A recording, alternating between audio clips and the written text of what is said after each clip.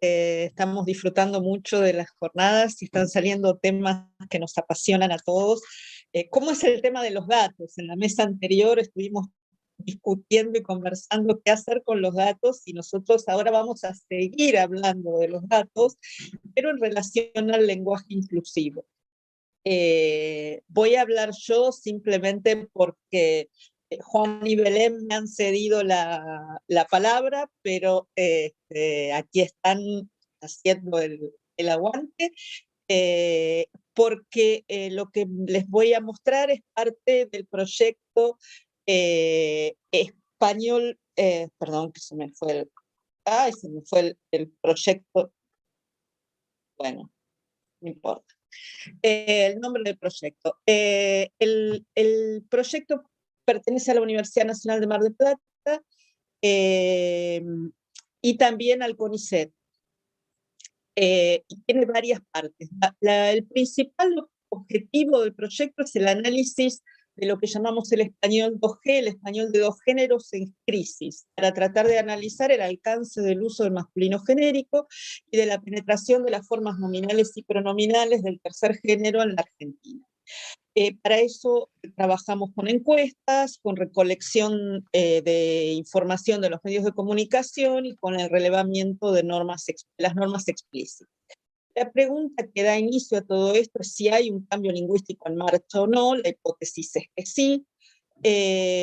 Otra pregunta es si las variables lingüísticas son léxicas o morfosintácticas o simplemente fonológicas, y si las variables lingüísticas vinculadas al lenguaje inclusivo son marcadores sociolingüísticos realmente, son estereotipos o son señal de un cambio lingüístico en marcha. Entonces, por supuesto, para preparar la investigación sociolingüística, lo primero es identificar las variables, luego las variables sociales, formular las hipótesis de manera precisa y recolectar los datos de manera apropiada. El primer problema lo tenemos en identificar las variables lingüísticas. Bueno, ¿cuáles van a ser las variables lingüísticas que vamos a considerar como objeto de estudio? Y la verdad es que tenemos montones de decisiones en el camino a tomar, desde considerar solamente la variable fonológica y ver qué es lo que sucede con la vocal en posición final, a considerar solamente la marca de género, es decir, cuando la vocal es marca de género, o cuando hay pronombres, o en los determinantes, o en los cuantificadores. Y la otra opción es también considerar solamente variables léxicas. Voy a dejar eso abierto por el momento porque lo que me importa es empezar a trabajar con algunos conceptos que doy por sabidos, pero que me importa actualizar, que es el concepto de variable sociolingüística, la variación estilística, el marcador sociolingüístico y el marcador sociolingüístico estable, en términos labovianos, ¿no? Citando nuevamente, citando a Labov, entonces las variables sociolingüísticas más desarrolladas, a las que podemos llamar marcadores, presentan distribución social y distribución estilística. Entonces, si nosotros tenemos que el lenguaje inclusivo, que alguna de las variables lingüísticas que vinculamos al lenguaje inclusivo son marcadores sociolingüísticos, tienen que tener estratificación social y variación estilística. Los indicadores no tendrían variación estilística, los marcadores sí, y los estereotipos, bueno, veremos qué. Las primeras observaciones nos dicen que parece haber clara variación estilística en el uso de las formas inclusivas, que hay un mayor uso de las formas inclusivas cuando hay más atención al habla. Y eso parece ser la queja constante. Tenemos que pensar, para hablar en lenguaje inclusivo, hay que prestar atención al habla. No sabemos qué es lo que sucede en las interacciones privadas, ¿no? Pero el ajuste estilístico parece estar. Parece haber muestras de hipercorrección también. Y además parece haber dos pautas de prestigio diferentes. Una pauta conservadora, académica tradicional, cuyas voces son la RAE, la Academia de Letras y algunos periodistas, y una pauta progresista, inclusiva o revolucionaria, cuyas voces son autoridades políticas y referentes sociales. Y por supuesto también esto conlleva que haya aparentemente normas explícitas, contradictorias y conflictos entre grupos.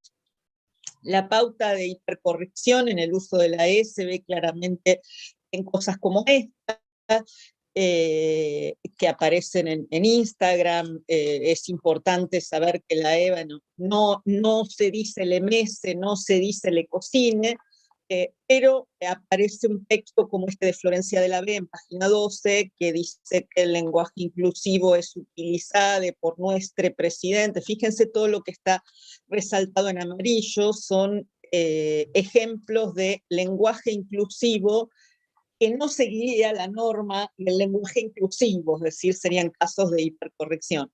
Y las discusiones respecto de por qué utiliza esas formas, ¿no? Es decir, que el fenómeno de la hipercorrección se ve, y no solo en les hablantes de lenguaje inclusivo, sino también en aquellas personas que se declaran explícitamente contrarias al uso del lenguaje inclusivo, como por ejemplo Luis Novarecio, que en la misma entrevista primero presenta a Alejandra López como secretaria general del Sindicato Argentino de Docentes Privados, y luego le dice a ella misma: estamos hablando con Alejandra López, secretaria general del Sindicato Argentino de Docentes Privados, entonces digo, ¿cuál es el criterio?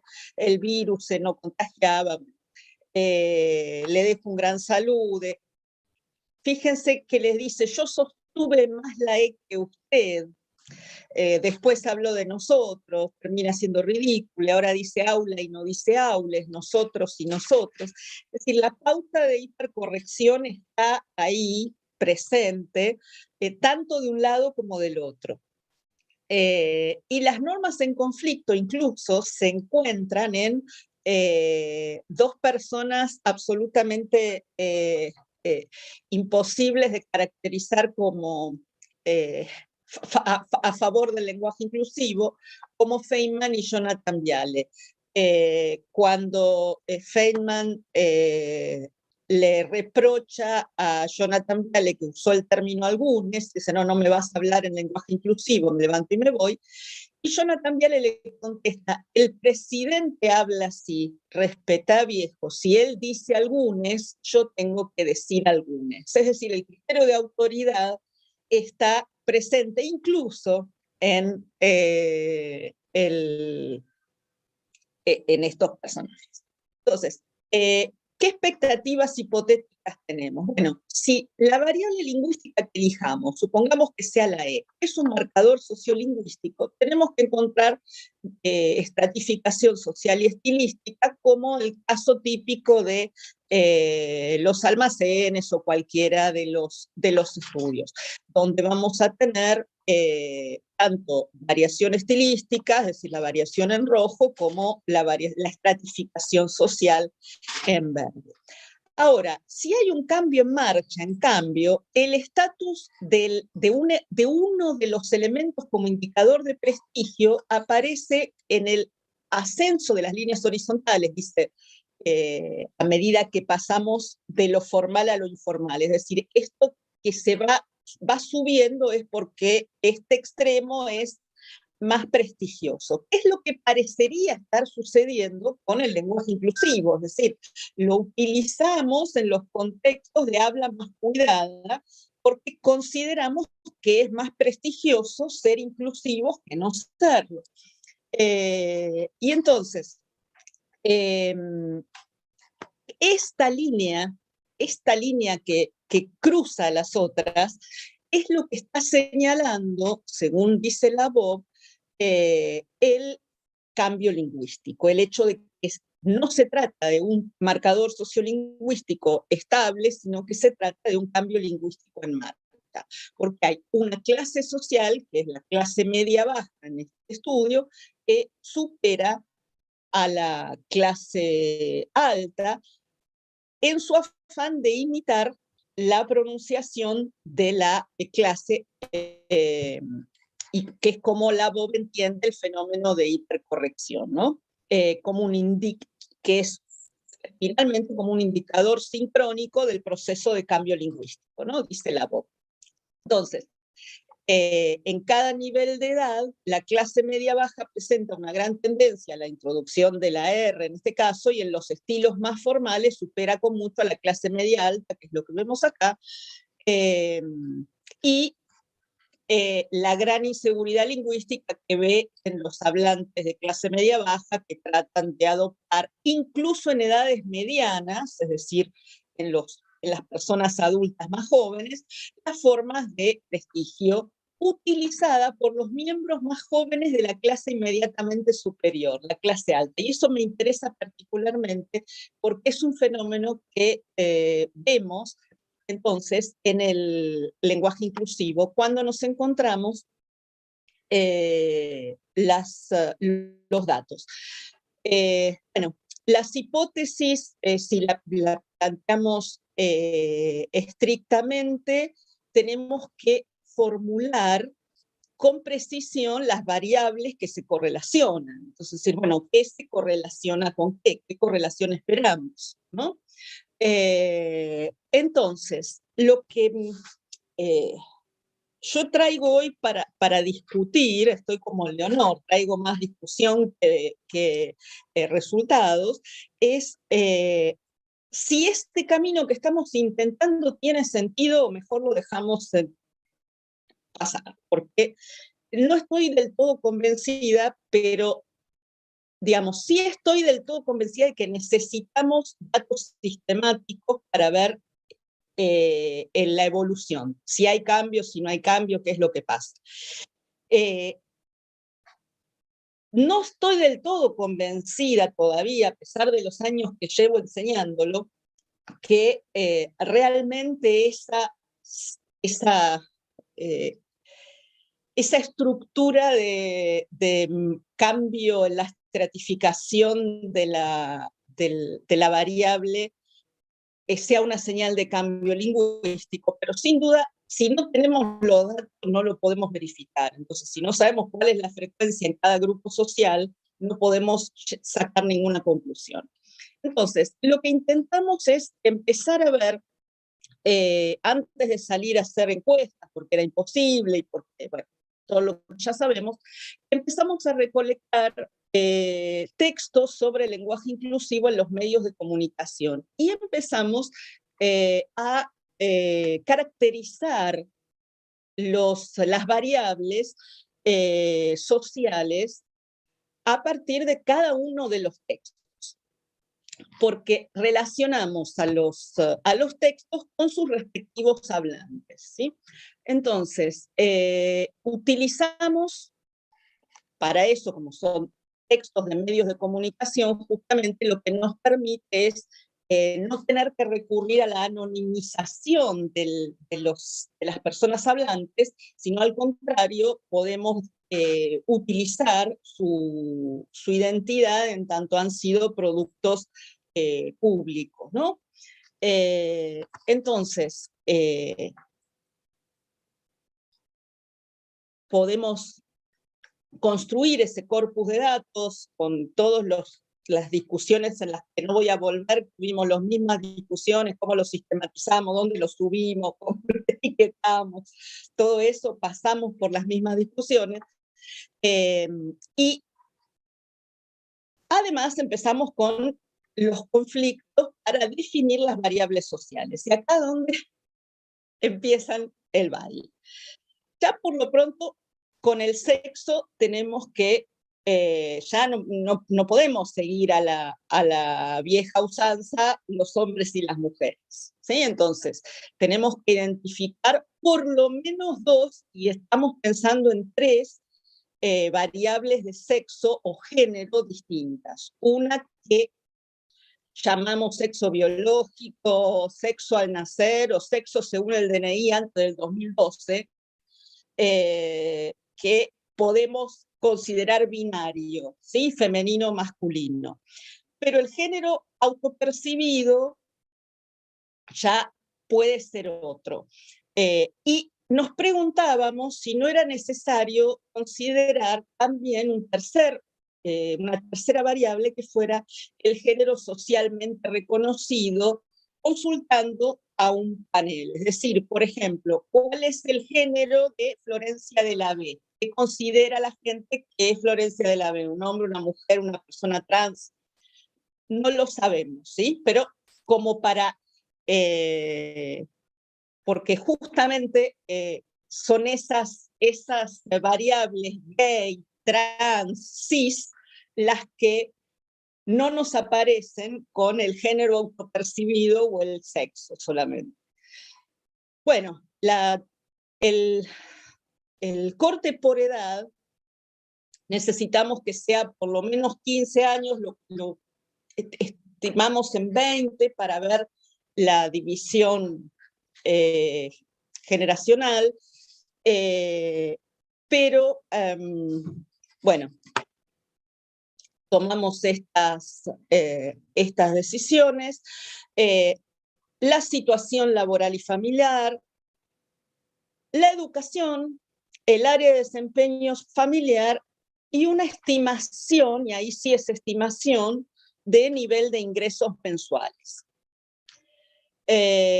Pero agregamos, porque consideramos que son dos variables que entran en funcionamiento con la distribución social del lenguaje inclusivo, que son la participación o la posición tomada en activismos sociales, políticos o ideológicos explícitos, es decir, si la persona explícitamente participa en algún movimiento o toma partido explícitamente por alguna posición, y si la respuesta es que sí, ¿en cuáles?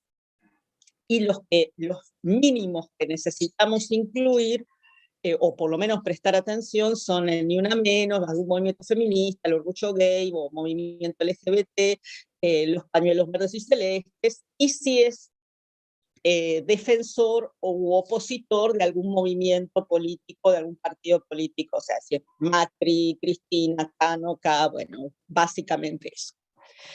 Y entonces acá viene la parte en la que espero que ustedes me ayuden y nos ayuden.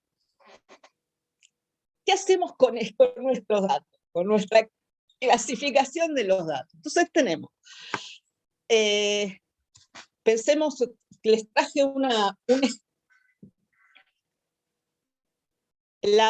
los hablantes que tenemos para discutir hoy son Eduardo Feynman, Jonathan Viale, Luis Novarecio, Florencia de la B, Carolina Tosi, Natalia Mira y Elena Liberatore.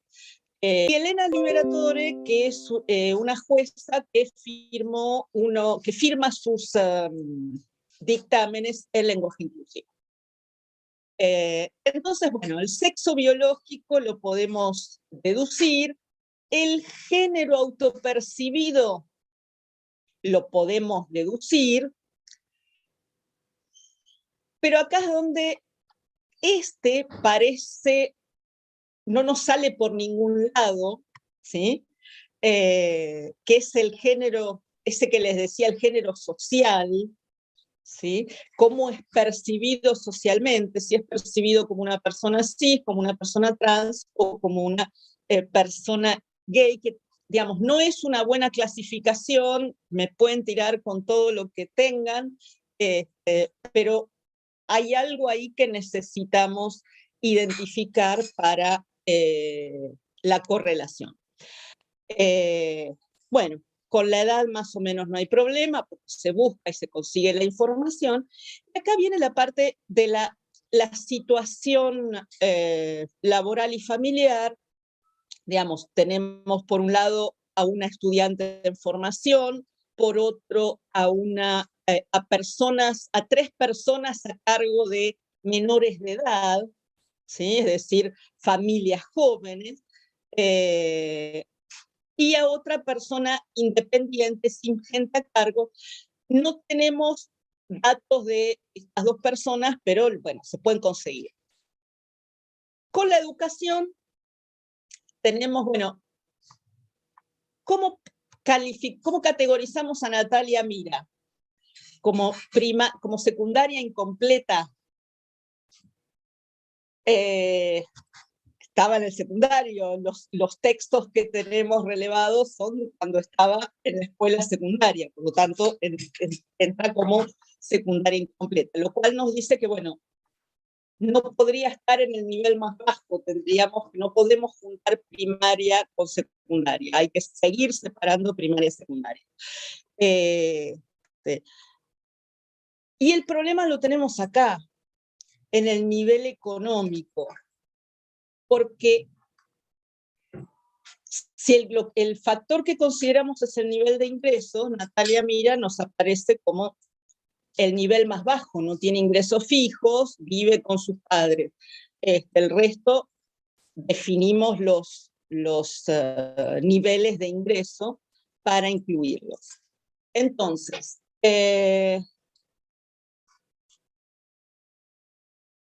me tomo el atrevimiento de reformular exactamente las palabras de la voz e incluir ahora, en lugar de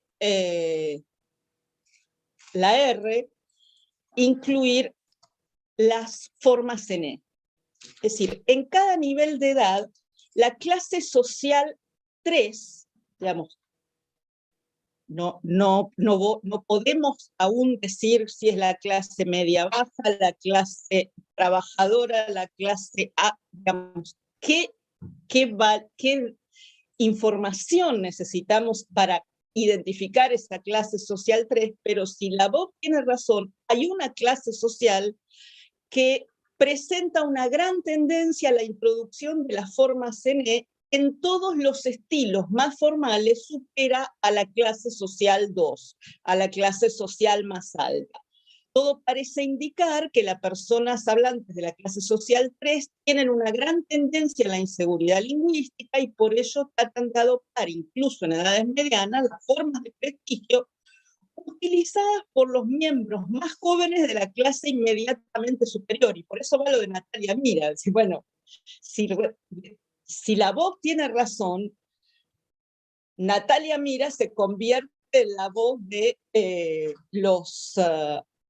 el modelo de prestigio que siguen los de la clase 3, lo que en Nueva York sería la clase media baja. El problema es que eso es teórico, ¿sí? Eso es teórico y depende de cómo identifiquemos estas variables. Con lo cual, la pregunta es, ¿vale la pena hacer todo este esfuerzo de sistematizar el corpus de esta manera, de buscar etiquetar todo este corpus con las variables sociales, siendo precisos, de manera de poder tener una forma de rastrear a lo largo del tiempo en los medios de comunicación el cambio o no cambio lingüístico? No tengo respuestas, pero claramente esperamos algunas correlaciones, es decir, esperamos cierta correlación con el activismo, aunque en realidad con el primer corpus que les mostré acá, con la primera pantalla de datos que les mostré acá, esta, en realidad lo que tenemos es que, por un lado, todas las personas que tienen mayor uso de la variable, perdón, de la variante son mujeres, ¿sí? Mientras que los otros son hombres, y esa es una correlación que tenemos que verificar, pero digamos, informalmente es así. Pero no tenemos los datos para decir que es así. Así que yo cierro acá esperando que Alejandro me diga esto, dice, manda esto al diablo, es un horror, o no, ajustalo así, pero yo quiero como dijimos al principio el título de este trabajo es En busca de datos sistemáticos. Queremos encontrar una manera de recolectar sistemáticamente datos de los medios marcados sociolingüísticamente que nos permita evaluar cada X cantidad de tiempo la evolución del lenguaje inclusivo. Y bueno, y eso fue todo. Y estuve a tiempo. Sí, perfecto, el cronómetro a full. Bueno, anoto preguntas y comentarios. Seguimos con las chicas de la República de Santa Fe, Universidad Nacional de Rafaela, Universidad Nacional de Rosario, Marcia Arbusti, Lucía Romanini, las escuchamos. Pueden compartir pantalla si quieren. Buenas tardes a todos. Bueno, muchas gracias por este espacio.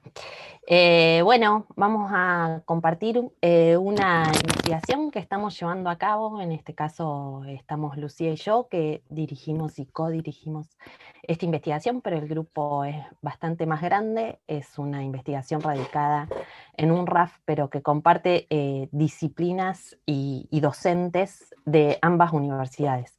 En Santa Fe hay 3 universidades. Esta investigación intenta bucear por los usos y representaciones del lenguaje inclusivo en 2 de ellas. Así que, bueno, vamos a presentar un poquito a partir de el interés que han despertado las problemáticas sexogenéricas en el comienzo de este último siglo, que tienen cada vez más lugar y se hacen más visible en la realidad social y política de nuestro país, que tuvieron cristalizaciones, por ejemplo, jurídicos discursivas a través de todas las leyes de esas transformaciones políticas. Esa coyuntura en transformación atraviesa necesariamente el lenguaje, lo que ha dado lugar a la emergencia de discursos que incorporan formas lingüísticas que, sin dejar de hacer serie con formas anteriores, proponen nuevas formas y nuevas articulaciones. Se inscriben de este modo en la disputa por el sentido, proponiendo formas contrahegemónicas. Nuestro interés es estudiar esas formas en las universidades porque entendemos que son instituciones que no solo constituyen actores centrales en los procesos políticos, sino que producen discursos legitimados y legitimizadores, y son por lo tanto espacios privilegiados para estudiar las dinámicas discursivas en las que se materializan esos procesos. En ese marco, el proyecto de investigación que estamos llevando adelante, que tiene por título Género, Lengua y Discurso, prácticas y representaciones en 2 universidades santafesinas, y que forma parte de una convocatoria a proyectos de ciencia y tecnología con perspectiva de género, que financia la provincia, el gobierno provincial, propone una indagación acerca de las dinámicas discursivas que ponen en juego las identidades sexogenéricas, así como de las formas en que éstas manifiestan los posicionamientos en relación con las formas del lenguaje inclusivo en el ámbito de 2 universidades, UNRAF y UNR. Y lo hacemos empleando los dispositivos conceptuales y analíticos de los estudios glotopolíticos, Arnaud del Valle, y el del análisis del discurso. Abordamos para ellos materiales discursivos provenientes, por un lado, de las redes sociales y las páginas web de ambas universidades, y por otro, de entrevistas grupales a docentes y estudiantes de ambas comunidades educativas, aunque en esta presentación solo nos detendremos en los primeros. Primero, un poquito acerca del marco teórico. Este proyecto, como dijimos, asume una perspectiva glotopolítica para el estudio del lenguaje. Esta, como es sabido, construye sus objetos en torno a las intervenciones públicas en el ámbito del lenguaje, las formas en que éstas se asocian a posiciones sociales, ideológicas, y producen, reproducen y transforman las relaciones sociales y de poder. Como sostienen Arnaud y del Valle, el lenguaje se concibe como una práctica social y un fenómeno inherentemente variable que refleja a la vez que configura las actividades humanas y en el que se expresan y negocian las identidades sociales. Se trata de un campo que asume una concepción anclada en el discurso y el contexto que es definido como inherentemente político. En ese marco adquiere un lugar privilegiado el estudio de aquello que los autores citados, en sintonía con la propuesta de Cross-Criti, llaman regímenes de normatividad y remiten a articulaciones entre prácticas lingüísticas y valoraciones sociales. En este sentido, la dimensión normativa aparece como constitutiva del funcionamiento social y por lo tanto político e histórico del lenguaje, y aunque no se restringe a ellas, encuentran un campo privilegiado en los gestos glotopolíticos que cristalizan en instrumentos lingüísticos entre los que pueden contarse las intervenciones que las instituciones universitarias vienen elaborando en materia del lenguaje inclusivo, y que, como toda intervención glotopolítica, ponen en juego representaciones sociolingüísticas y materializan las tensiones y disputas propias del campo discursivo en el que surgen. En lo que sigue presentaremos, en primer lugar, algunos rasgos de las tramas universitarias de ambas instituciones. Nos detendremos luego en los documentos regulativos que una y otra han elaborado o adoptado, y finalmente propondremos una aproximación a las dinámicas discursivas que pueden leerse en dos series de materiales discursivos de las redes sociales y la web. En cuanto a las tramas discursivas, UNRAF, podemos decir que UNRAF es una universidad de creación muy reciente, fue creada en el 2014 y comenzó el desarrollo de sus actividades académicas en 2016. Está enclavada en el territorio de la ciudad de Rafaela, que, como señalan Cravero y Dionisio, cuyo análisis seguimos en este punto, está atravesada por la disputa en relación con las políticas de género, de lo que da cuenta con claridad el hecho de que ha sido declarada ciudad pro vida y pro familia en 2015 por una ordenanza local por cuya derogación desde entonces luchan las organizaciones feministas. En ese contexto sostienen las autoras citadas, y las cito: la construcción de una nueva universidad supuso una serie de procesos tendientes a la institucionalización y normalización de su funcionamiento, en donde la incorporación de la temática de género fue considerada en muchas ocasiones como una demanda no prioritaria. Al mismo tiempo, este tema era pensado como un potencial foco de conflicto que podía generar divisiones políticas al momento de la normalización. Fin de cita. Sin embargo, se dieron discusiones que permitieron desarrollar acciones tendientes a la institucionalización de las cuestiones de géneros. Se creó un programa de becas de apoyo económico a mujeres que optaran por carreras tecnológicas, se organizaron capacitaciones sobre perspectivas de género dirigidas a docentes y directivos de escuelas medias de la ciudad, en función de la implementación de la ESI, se institucionalizó la creación de un grupo de estudio e investigación en teorías de género, diversidad e interseccionalidad, acciones todas que se dieron en ese marco de fuerte disputa por los espacios y los sentidos. Entre las acciones de mayor grado de institucionalización destacamos, sin embargo, por un lado, la incorporación de UNRAF a la RUGE, lo que llevó a la adhesión de la universidad a la Ley Micaela y la elaboración de un protocolo de actuación ante situaciones de violencia y discriminación, y la incorporación en el estatuto definitivo de la universidad de la paridad de género para cargos electivos. En lo que respecta, por último, específicamente a las discusiones por el empleo de formas inclusivas en los documentos oficiales, que se decantó, se dio en el Consejo Superior en 2018 una discusión por el empleo de esta forma, que se decantó, como puede leerse en un acta, por el empleo del desdoblamiento en masculino y femenino, aunque no se planteó la elaboración de una normativa específica sobre el asunto. En abril de este año se publicó en la página web de la universidad la guía sobre el lenguaje la guía para un lenguaje no sexista, elaborada por el CIM, pero sin una explícita adhesión. De hecho, el texto del cuerpo de la nota en la página web en que se publica la guía es una reproducción literal de la introducción de ese documento, aunque sin marca alguna de la palabra citada, por lo que la voz autoral queda difusa. En el caso de la UNR, la coyuntura es en principio muy diferente, ya desde su anclaje territorial.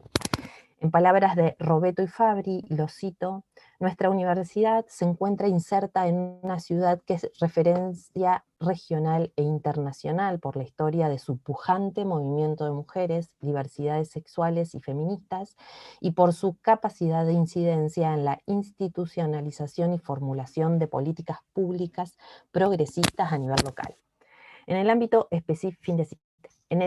específicamente universitario, la coyuntura está caracterizada en la diacronía por una larga historia de construcción de espacios académicos y de experiencias militantes en materia de género, entre los que podemos mencionar la maestría en Poder y Sociedad desde la problemática de género, que se creó en 1993, o el Programa Universitario de Diversidad Sexual, creado en 2008, o el Programa de Género y Sexualidades de la Facultad de Derecho, que comenzó a funcionar en el 2012, entre otros.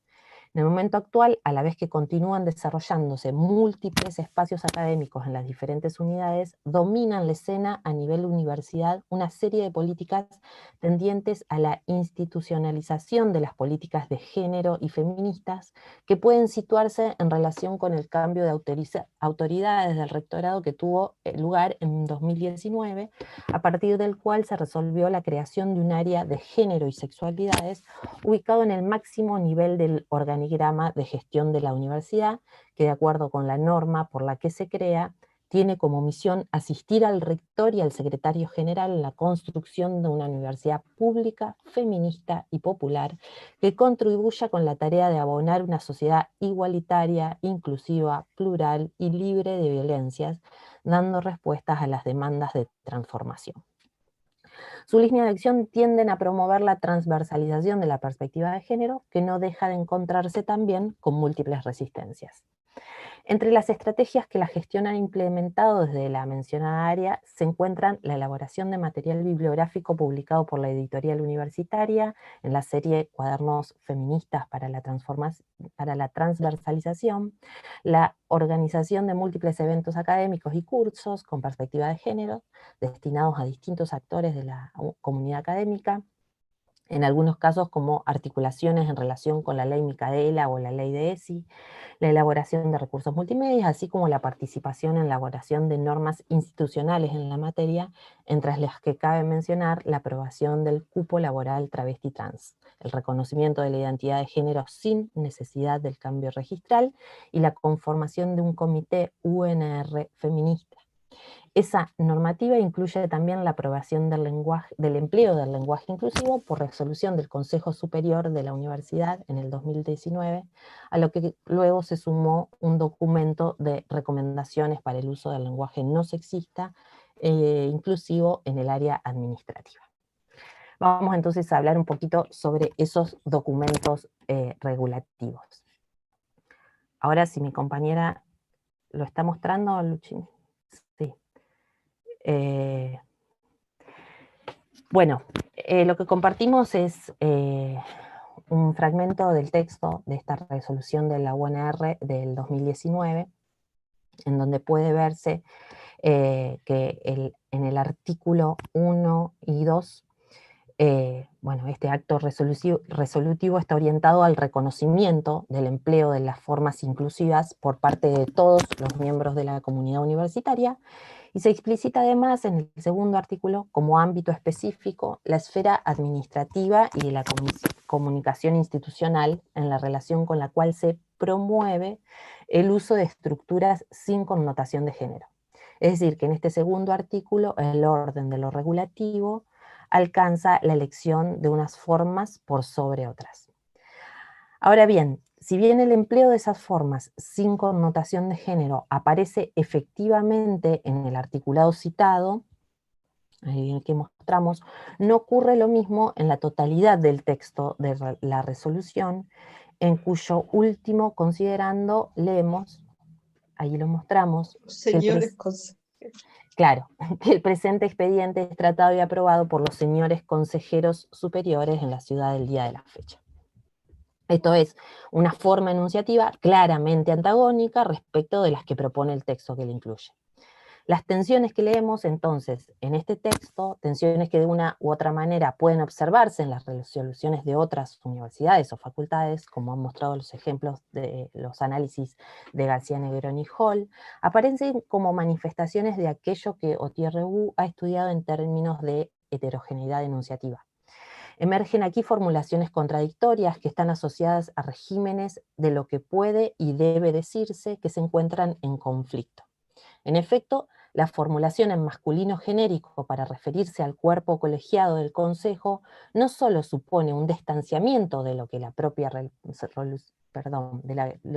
resolución promueve, sino también de los fundamentos que se plantean en los considerandos, que expresan un posicionamiento contrario al androcentrismo y al binarismo, y entre esos considerandos se lee también, de hecho, y ahí mostramos que el androcentrismo o falogocentrismo, en tanto visión que sitúa al varón y la perspectiva masculina en una posición central a partir de la cual le otorga sentido al mundo, se expresa en el lenguaje mediante prácticas discursivas que naturalizan la apelación al masculino como genérico universal, y que el binarismo, en tanto clasificación sexogenérica que acepta solo dos formas, masculino y femenino, se expresa en un lenguaje a través de la reducción de toda identidad y expresión de género en estas dos opciones. Pueden leerse en esta resolución entonces sentidos en conflicto, de modo que, aunque emerjan en formulaciones yuxtapuestas, están asociados a posiciones enunciativas que dan cuenta de las tensiones y contradicciones con la producción del curso. Aquí además es claro que la esfera administrativa y el género resolución resultan variables centrales en relación con las cuales se producen y reproducen segmentos discursivos cristalizados, cuya asociación a posiciones enunciativas marcadas histórica e ideológicamente, la confrontación con enunciados anclados diferentemente impide obliterar. La resolución de UNR supone, en la trama de tensiones que la atraviesa, como muchas obras elaboradas por otras universidades, una intervención a partir de la cual la institución se posiciona en la disputa por la regulación del campo discursivo, y lo hace asumiendo explícitamente el carácter político de su intervención, como lo vemos en los otros considerandos, que la transversalización de las perspectivas de género y sexualidades a nivel curricular e institucional supone el conocimiento del género como variable de configuración de relaciones desiguales de poder, etcétera, etcétera. En este reconocimiento del carácter político de la intervención puede leerse una dimensión polifónica e incluso polémica, ya que la universidad se posiciona frente a aquellos actores e instituciones que, como las academias, descentran la dimensión política del fenómeno, poniendo en juego lo que Lia Becker analiza como un ideologema del lenguaje como objeto natural, para sostener los criterios normativos que históricamente han hablado. Ahora bien, no puede desconocerse que los gestos que realizan resoluciones como esta y las muchas que han elaborado otras universidades, constituyen intervenciones que, así como el discurso prescriptivo de las academias, buscan regular el campo discursivo, y lo hacen también como las academias desde posiciones de poder en ese campo discursivo. En ese sentido, se trata también de dispositivos de regulación de las prácticas lingüísticas y discursivas que intervienen en el orden de lo que puede o debe decirse, y a partir de los cuales la universidad construye una imagen de sí como autoridad en materia lingüística discursiva. En este sentido, y aunque no nos detendremos en ello, cabe notar que se trata de intervenciones que, atendiendo a aquellas interpretaciones del lenguaje inclusivo que lo entienden como una política de la incomodidad, en palabras del Valle, o en la misma línea se refieren al fenómeno como lenguaje inclusivo, asumen el riesgo de reducir la potencia transformadora de prácticas que aparecen, al menos todavía, como instancias disruptivas en relación con un orden lingüístico discursivo hegemónico. En el caso de la UNRAF, como dijimos, la universidad no resolvió una posición institucional en torno al lenguaje inclusivo, pero en una publicación de su página web del mes de abril de este año presenta esta guía para el lenguaje no sexista del CIM, que, como habíamos ya también señalado, no está acompañada por ningún texto propio que muestre una posición asumida. Sin embargo, evidentemente hay un nivel de adhesión por el simple hecho de que ponga en circulación esa guía. Si bien no nos queremos detener aquí por una cuestión de tiempo, así ya le cedo la palabra a mi compañera, lo que queremos mostrar aquí es la elección de la denominación no sexista, reforzada por la reiterada mención de la mujer y lo femenino, y la igualdad entre los varones y las mujeres, que evidencian una perspectiva binaria en relación con el sistema sexogenérico. Además, en otro de los puntos, el SIN señala sobre la E que no debiera incluirse en sus documentos. Bien, le cedo la palabra entonces a mi compañera.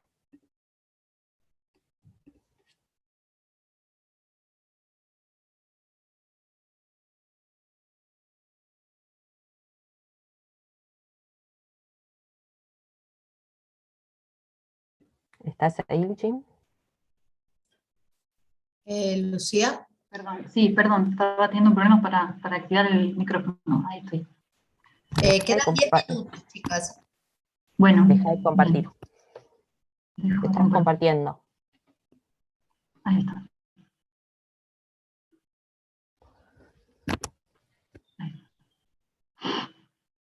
Estás compartiendo igual.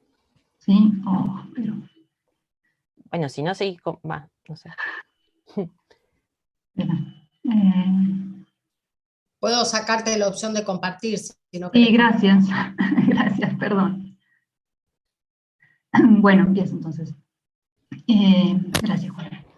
El corpus con el que trabajamos se organiza, como dijimos, en 2 ejes, de los que en esta comunicación nos detendremos en el primero, que está compuesto por materiales de redes y de la web. Dada la necesidad de establecer una delimitación a la enorme cantidad de materiales discursivos que pueden encontrarse en los medios digitales de las universidades, realizó un recorte tomando como fecha de inicio la fecha del cambio de autoridades, como dijimos, de UNR en agosto 19, y como fecha de finalización el inicio del presente proyecto de investigación en agosto 20. Estableció ese marco temporal, procedimos a la instancia de estabilización y sistematización del corpus, de páginas web y redes sociales, y aquí hay una diferencia evidente en las dinámicas de difusión, de comunicación de cada universidad, ya que en tanto que en UNRAF existe un manejo unificado de las comunicaciones, por lo que hay un solo perfil para toda la universidad, en UNR, en cambio, se multiplican los perfiles en todas las redes sociales y existen espacios institucionales independientes en la web. Dada esa diferencia, la opción por la que nos inclinamos fue tomar como eje para la construcción del corpus los perfiles oficiales de las universidades, dejando de lado en principio las áreas, secretarías, facultades y otros espacios de UNR, que en este caso son un caudal importante de material. Para estabilizar el corpus, esto es para generar una base de datos propia que no dependiera de las eventuales modificaciones que pudieran sufrir las publicaciones en la web y las redes sociales, fue necesario descargar esas publicaciones, y debido al volumen significativo de datos, optamos por emplear técnicas automatizadas para la extracción. Tras explorar varias opciones, la elección fue emplear extensiones de reconocimiento y extracción de información en sitios web, web scrapers, una interfaz gráfica que no exigiera conocimientos avanzados de programación. De todos modos, aclaro, esa tarea la realizaron compañeros del equipo que tienen conocimientos técnicos para ello y que no podíamos detallar demasiado en sus especificaciones técnicas. Se realizaron entonces las descargas y las extracciones de Twitter e Instagram a través de esos web scrapers y también de las webs institucionales. Y en el caso de Facebook, dado las restricciones que suponían las políticas de privacidad, en ese caso la extracción se realizó de manera manual. Bien, eso en relación con la extensión y sistematización del corpus.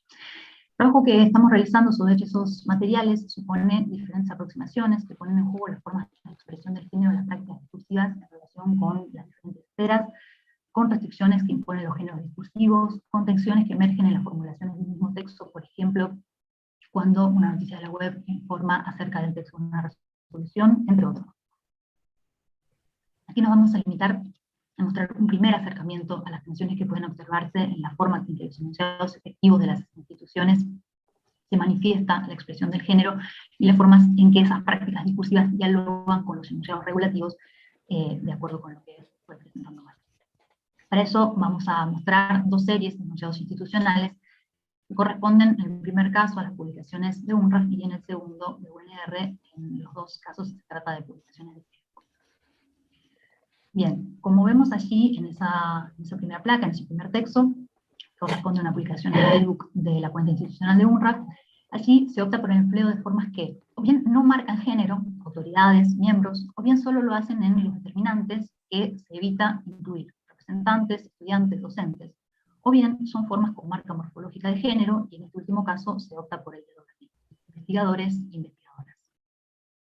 Puede leerse entonces una opción para la expresión del género que, como se lee en el documento del SIN, que la publicación, la difusión de parte de UNRAF permite leer una adhesión, asume el binarismo y también, como allí se propone, emplea diferentes recursos para evitar el masculino genérico. Ahora bien, como puede advertirse en la siguiente placa, no se trata de un recurso que aparezca sistemáticamente. Allí leemos visita de funcionarios de la Municipalidad de San Miguel y una comitiva bonaerense que fue recibida por los referentes.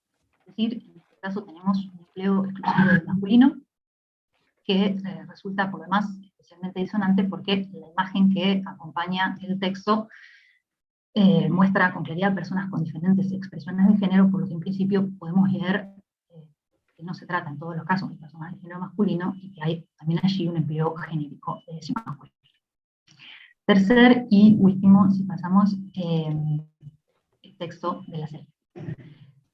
Ese último texto nos resulta especialmente interesante porque podemos advertir allí las tensiones específicamente a las que nos referimos. El texto presenta, como en el caso anterior, la mayor parte de las expresiones en un masculino que podemos leer de nuevo como genérico. Empresarios, técnicos, emprendedores, etc. Una sola expresión altera ese patrón. Académicos / as, ¿no? Que presenta un desdoblamiento entonces mediante el empleo de la barra.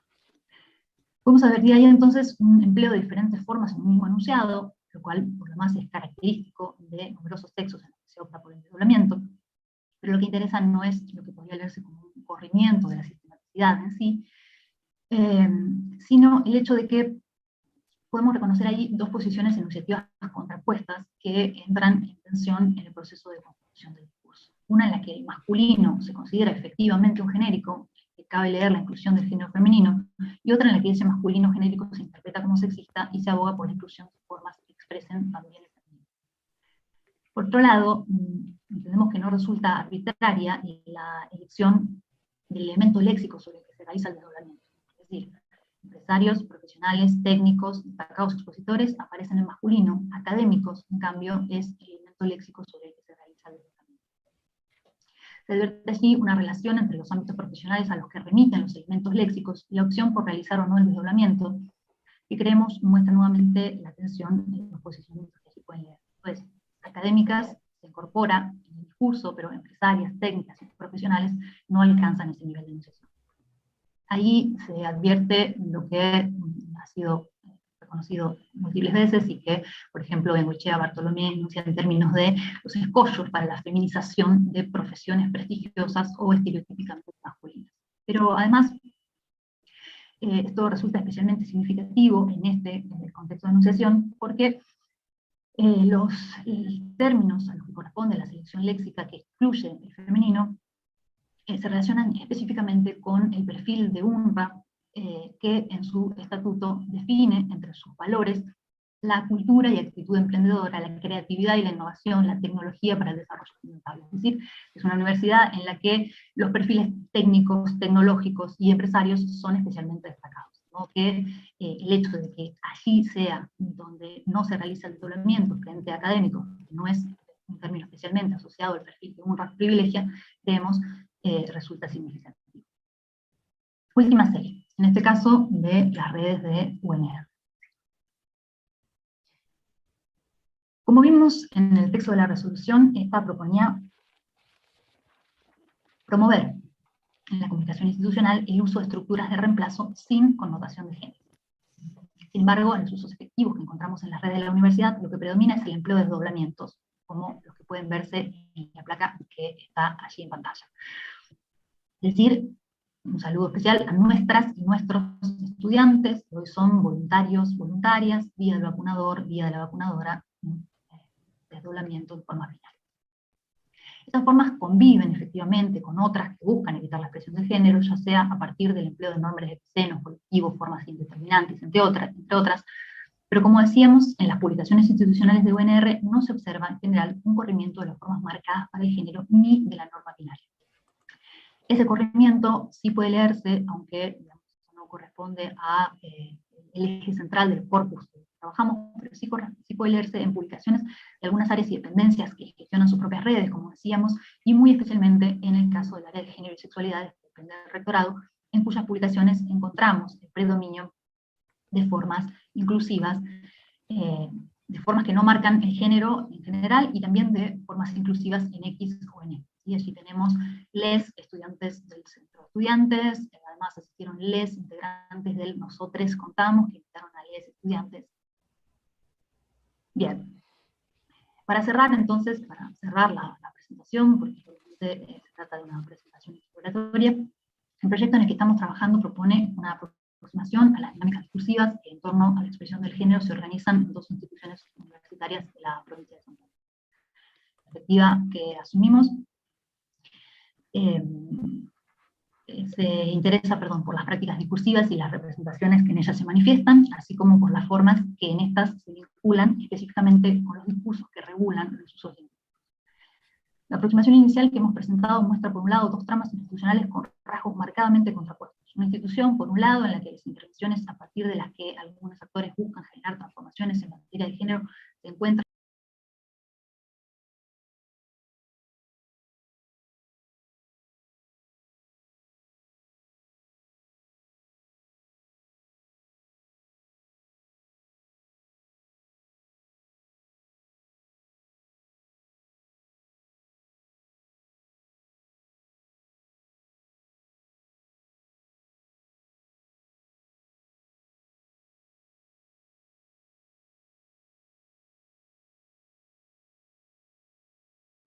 con fuertes enfrentamientos, y los cambios en ese sentido se dan con avances y retrocesos, y en el que el posicionamiento institucional en materia de expresión de las relaciones genéricas en las comunicaciones oficiales se orienta hacia, aunque ello no esté expresado de manera directa, el empleo del lenguaje no sexista, de matriz binaria. Por otro, una institución en la que la propia gestión tracciona fuertemente las transformaciones en pos de la inclusión y transversalización de la perspectiva de género, y en la que se ha aprobado el empleo del lenguaje inclusivo, entendiéndose este desde una matriz no binaria. Sin embargo, en ambos casos, los textos muestran las marcas de los procesos discursivos en los que se forman, procesos que dan lugar no solo a formas marcadas de la heterogeneidad iniciativa, sino también y sobre todo a la presencia de sentidos en disputa que provienen de matrices discursivas y por lo tanto de campos ideológicos antagónicos. Gracias. Muchas gracias, Lucía, muchas gracias, Marcia. Tenemos apenas unos minutos de conexión. Se va a cortar la última sala de Zoom del día, así que si quieren aprovechar para hacer alguna consulta, algún comentario, algún intercambio, bueno, son bienvenidos. Yo quiero que Alejandro me diga si lo que estamos haciendo sirve para algo o mejor lo dejamos ahí y hacemos otra cosa. Yo tengo un comentario, pero si querés te lo mando después por mail.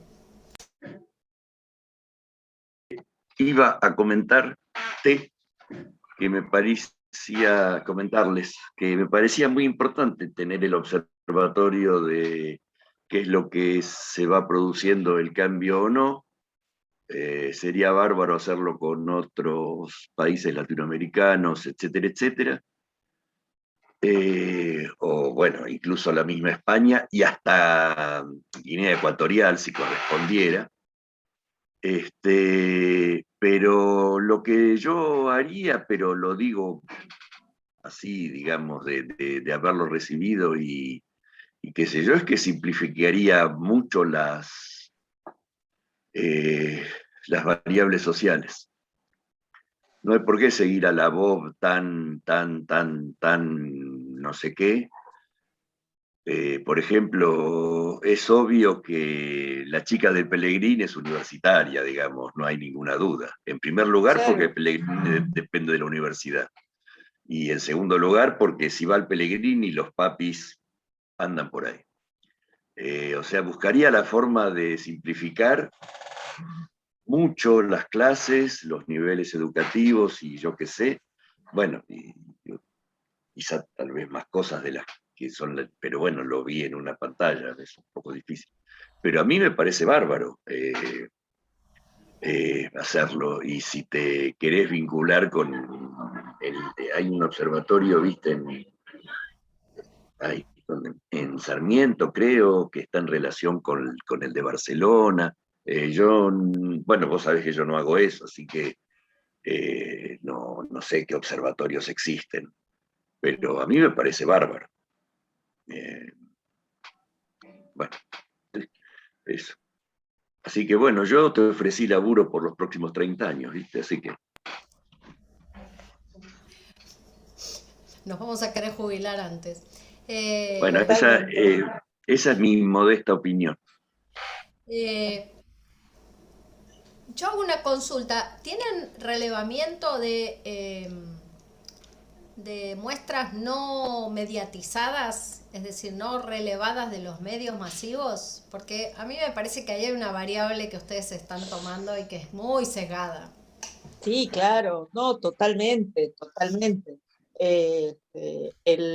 Digamos, digamos, tenemos la recolección en medios masivos y la recolección en YouTube, pero no alcanza, ¿no? Obviamente. Eso tiene que ser otro proyecto, por eso me gustaba lo de las narrativas, lo que presentaron hoy más temprano, lo de las narrativas pandémicas, porque ahí también tenés una,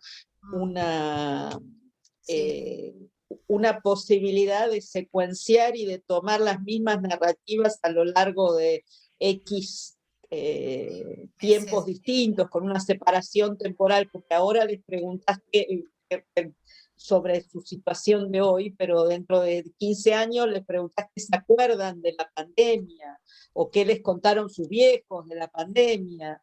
Sí, sí. Es como el Y corralito, como la explicación del claro, corralito que vamos exactamente, o sea, escuchando son y además porque tiene, digamos, la historia de la pandemia, la narrativa de la pandemia, tiene algo que muy pocas cosas, muy pocos eventos han tenido en la historia de la humanidad, que es, nos tocó a todos y a todas y a todes, no importa dónde estés. Entonces, es un tema con el que vas a poder hablar con cualquier persona del planeta. Entonces me parece que fabuloso que puedan empezar un relevamiento de narrativas. Yo creo que con esto completamos el observatorio a lo largo del tiempo. la Pero bueno, hay que medición del sostener. cambio, por lo menos del cambio en Claro. curso, ¿no? Sí, sí, sí, a mí me dio esa sensación del día de hoy, como eso y las formas de tratamiento, ¿no? El trabajo de Lisi, que también es como una especie de termómetro, por lo menos regional, ¿no? De lo que está pasando. Y lo otro que se me ocurría, pero eso ya también sería abandonar la ortodoxia laboviana, que es algo que me preocupa a mí, es el tema de los registros. Me parece que hay un tema, es decir, se me ocurre preguntarme si aún los adolescentes que tienen como mucho más incorporado y mucho más fluidas las formas inclusivas, utilizan las formas inclusivas en todos los registros. Es una pregunta, no sé. O sea, me quedan dudas. Entonces sería por ahí apartarse un poquito del variacionismo clásico y acercarse un poco a los situados y empezar a ver eso. Por eso te preguntaba lo de la mediatización, porque me parece que hay una cosa de actuación muy fuerte. Lo que tenemos son encuestas a 3 cohortes de estudiantes de primer año de la universidad.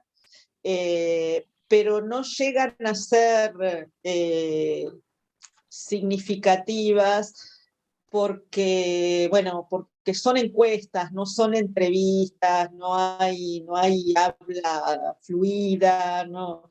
Entonces, digamos, incluso, pero aún en esa pequeñita muestra hay como un incremento en la aceptación de la forma CNE desde el 2019 hasta el 2021.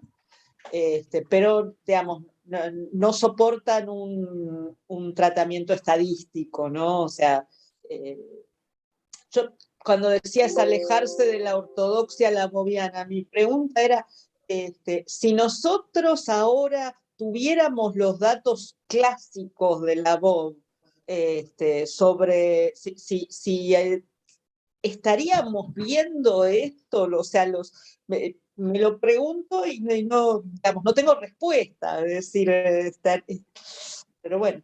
Vamos de shopping al segundo piso a preguntar. Claro, a ver cuántas personas usan la E, ¿no? Zapates. Claro, tal cual. Bueno, chicas. Y la otra cosa que también parece ser un sesgo importante es que fuera del ambiente universitario y de muy urbano. de ciertos movimientos sociales, hay áreas en las que no ha permeado para nada. No. Más bien todo lo contrario. Más bien todo lo contrario. Y ahí es donde digamos, por eso yo empecé a ser más activa en mi propia universidad con el tema, porque a partir de las clases que di sobre el sistema pronominal, del inclusivo y demás, en Gramática 1, ¿no? Que incluí el tema en los contenidos de Gramática 1, algunos colegas de ingeniería, colegas hombres, ¿sí? Me preguntaron, qué interesante, yo pensé digamos, como que estaban de la vereda opuesta y como que, bueno, de pronto había alguna forma de pensarlo que no les resultaba chocante. Bueno, les tenemos que dejar. Será hasta mañana a las 9 de la mañana arrancaremos como está pautado en nuestro programa. Fue un placer compartir la jornada de hoy con la mayoría de los que están acá. Vamos a tratar de subir los videos lo más pronto posible y muchísimas gracias a todos y a todas por las exposiciones, los trabajos y la paciencia. No, gracias a vos, Julia, y a todo el equipo por el trabajo en la organización, por la invitación a tanta gente interesante a participar. Son muy lindos trabajos, la verdad hemos escuchado cosas muy interesantes. Y seguiremos escuchando mañana y pasado. Y esto recién comienza. Bueno, besos. Gracias, hasta luego. Gracias. Recording stopped.